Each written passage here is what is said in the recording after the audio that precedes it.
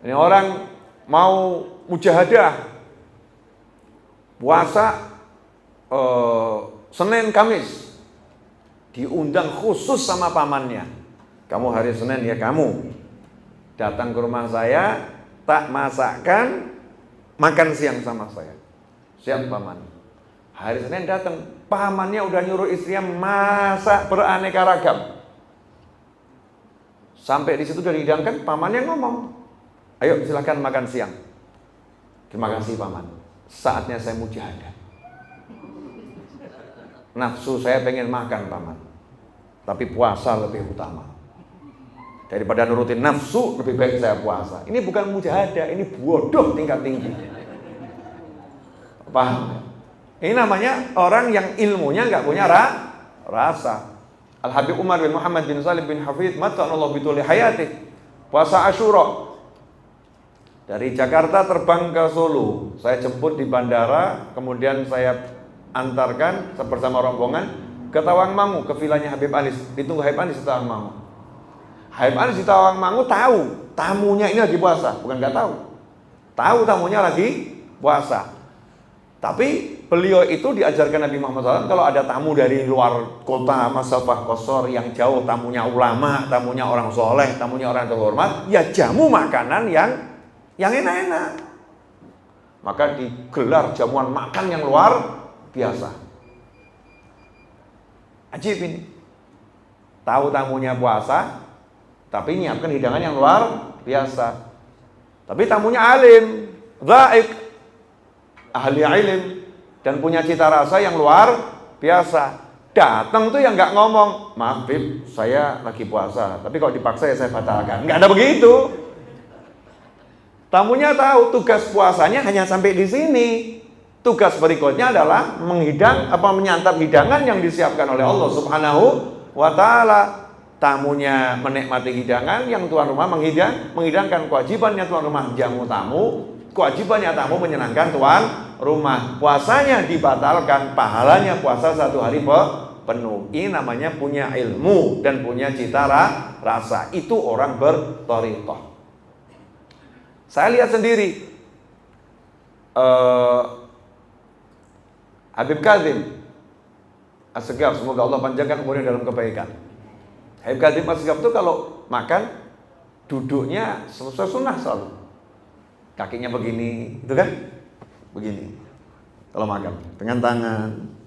Ketika beliau bertamu ke tempatnya seorang ulama, beliau lihat ulamanya makan duduk bersila dan orang tua. Maka beliau tinggalkan duduknya beliau sesuai sunnah dengan duduk bersila yang juga sesuai sunnah dengan duduk bersila. Kemudian dilihat tuan rumahnya tadi itu makannya pakai sendok garpu. Habib Kadzim nggak pernah pakai sendok garpu, selalu pakai tangan. Beliau ambil sendok, ambil garpu. Sehingga pengikutnya ini bingung juga lihat gurunya ini, kok tumben nih sendok garpu. Kemudian makan, saya yang melihat asyik betul. Kenapa? Saya lihat satu orang ulama yang nggak pernah makan pakai sendok garpu, makan pakai sendok garpu pelan-pelan, makainya pun caranya seperti baru belajar. Kenapa? Karena menghormati orang yang lebih tua dan menyenangkan hatinya, ini sebuah kewajiban gitu. Bukan pamer, ini sunnah begini, ini sunnah, enggak. Nanti membuat yang tua itu hatinya hancur. Saya diamanatin sama Habib Anis, kamu jangan buat majelis di suatu kota kalau sudah ada majelis di sana. Nggak boleh saya. Tapi makmurkan majelis-majelis yang ada. Kadang-kadang kita enggak. Masuk satu kota, satu kampung, di situ udah ada majelis, kita punya ilmu, kita langsung buat majelis di sana. Sehingga menyakiti ulama yang sudah lama mengabdi dan ngajar di sana. Seharusnya tinggal nempel aja di sana. Sehingga majelis ulamanya jadi tambah besar, dan kamu pun akan jadi semakin besar, nggak pakai repot, nggak pakai capek, sudah ada murid. Itu baru namanya orang yang alim dhaik. Habib Ali Habsyi rahimahullah mengatakan, saya temukan di kota Siwun waktu itu ada 40-50 ulama kubar, ulama yang besar, tapi semuanya satu hati dan satu kata. Satu dengan yang lain saling mendukung. Itu baru namanya punya cita rasa, namanya punya ilmu. Ini kok dibahas terus, gak ada habisnya ini. Ya gak ada habisnya. Karena ya thariqah itu indahnya luar biasa. Jadi thariqah alawiyah sama dengan thariqah-thariqah yang benar lainnya. Hanya saja ini warisan langsung ayah ke kakek, dari kakek ke anak, ke cucu, terus ke bawah. Warisan keluarga langsung. Tentunya ada sesuatu yang istimewa. Gak ada paksaan buat selain habaib, selain syarifah untuk mengikuti thariqah alawiyah. Tapi buat seorang habib dan syarif alawi, Bani Alawi, maka ada suatu keniscayaan untuk belajar thariqah alawiyah demi wujud bakti kepada orang tua. Jangan jadi anak yang durhaka. Ya, jangan jadi anak yang durhaka. Betapa senangnya orang tua kita ketika kita itu, misal ya, kita boleh pakai rida, kita boleh nggak pakai rida, selendang ini. Kita boleh pakai, kita boleh nggak pakai. Tapi begitu kita pakai, karena kita mau mencontoh leluhur saya suka pakai, jadi sesekali saya mau pakai itu. Di event-event tertentu saya mau pakai. Pakainya ini niatnya apa? Nyenangkan leluhur, orang tua. Itu namanya birrul walidain. Tinggi itu nilainya. Ya nilainya berbeda. Oh sesekali saya mau buat maulid di rumah saya. Kalau pindah rumah, saya mau baca maulid. Kenapa kamu pindah rumah baca maulid? Kok nggak baca Yasin? Ada orang nanya, Beb, kenapa pindah rumah kok bacanya maulid bukan Yasin ya Beb ya? Nah, karena ya leluhur saya ngajarnya baca maulid. Baca Yasin kalau kamu meninggal tak Yasin nombor. Kalau pindah rumah bacaannya ya maulid atau khatmul Quran sekalian. Tapi kalau Yasin jangan dibuat pindah rumah. Yasin wa tahlil untuk pindah rumah. Rasanya kurang pas. Saya ambil contoh. Seorang ulama hadir di acara akad nikah. Ada qari Quran yang suaranya merdunya luar biasa. Diminta untuk membuka acara dengan baca Al-Quran. Tapi subhanallah, la haula wa la quwata illa billah, inna lillahi wa inna ilaihi raji'un. Yang dibaca semua ayat azab. Ayat-ayat azab dibaca sampai akhir. Selesai akad nikah, dipanggil sama ulama tadi. Kenapa kamu baca ayat azab ya akhi? Jawabannya, mumpung orang pada kumpul, biar ingat akhirat, biar ingat neraka. Ya bukan tempatnya. Ini namanya punya ilmu tapi nggak punya rasa. Ini tempatnya adalah kamu ingatkan tentang mawaddah warahmah, tentang dikasih rezeki kalau nikah, tentang jannah, bukan tentang neraka. Ada waktunya. Contoh lagi, saya kasih contoh-contoh terus ya, biar nanti jadi paham dia bedanya orang punya ilmu sama orang yang berthariqah. Di Pasuruan ada seorang habib di masa lampau, baca kitab, kitab. Subhanallah, hari itu kitabnya babnya ancaman buat orang yang minum khamr, siksa-siksa untuk orang yang minum khamr. Kebetulan kitab mau dibaca, datang pemabuk ikut hadir majelis. Ya tentunya waktu hadir nggak mabuk ya, tapi orang ini dikenal belum tobat, masih suka minum khamr, ikut majelis. Murid-muridnya Habib tadi senangnya luar biasa, babnya cocok, pas banget ini, babnya munasib. Subhanallah, kok ngepasin tuh ya, cocok. Tapi yang terjadi sangat mengejutkan. Habibnya ngasih kode ke murid-muridnya, loncati bab berikutnya, pindah ke bab berikutnya. Gak nyebut bab khamr sama sekali, minuman keras gak disebut. Selesai majelis muridnya nanya, Bib, tadi kan mumpung Rejal datang ini, Fulan datang ini, kenapa kok gak digetno, gak dihajar? Ini mumpung ayat yang ngajar, bukan kita, kitab yang ngajar. Kata Habibnya, baru dia datang sekali mau mendekat sama Allah, udah kamu singgung hatinya. Bukan begitu kita diajarkan. Ini orang punya thariqah. Ya, punya thariqah. Jaga hati, jaga rasa dalam mengamalkan sebuah amal, thariqah.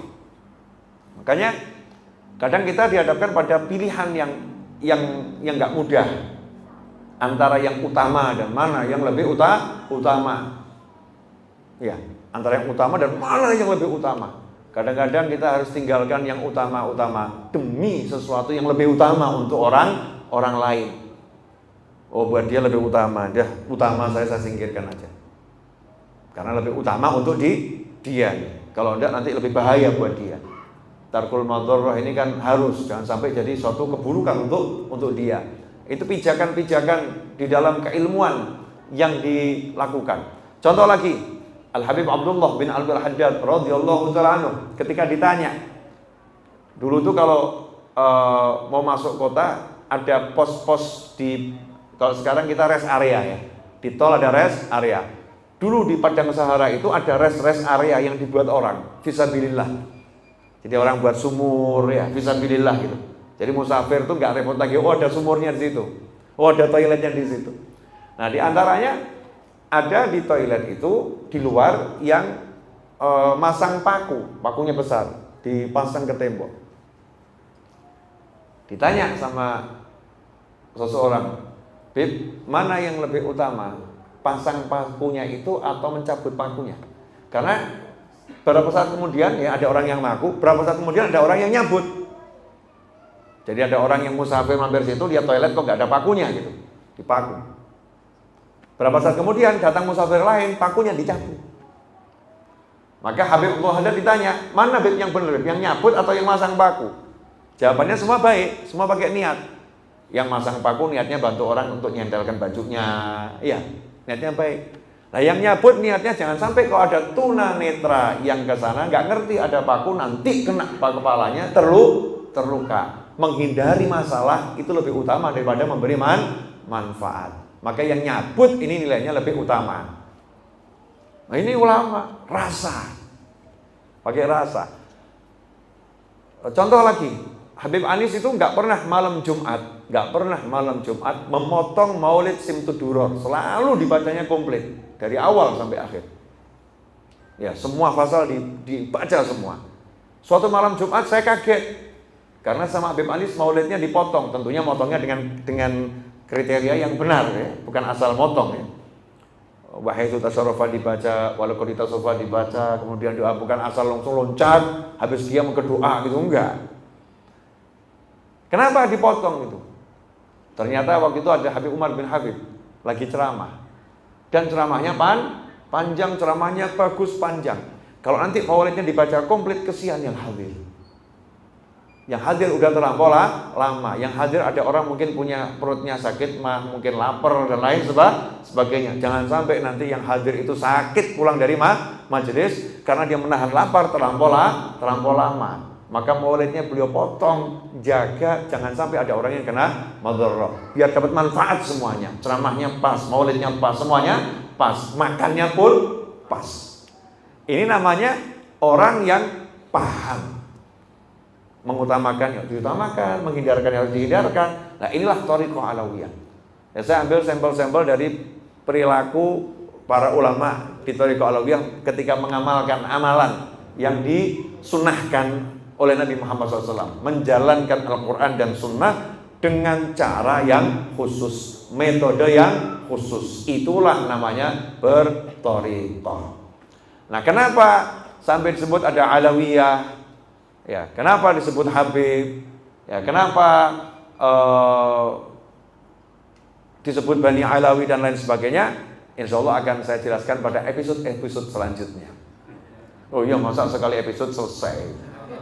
Sinetron aja berseri-seri.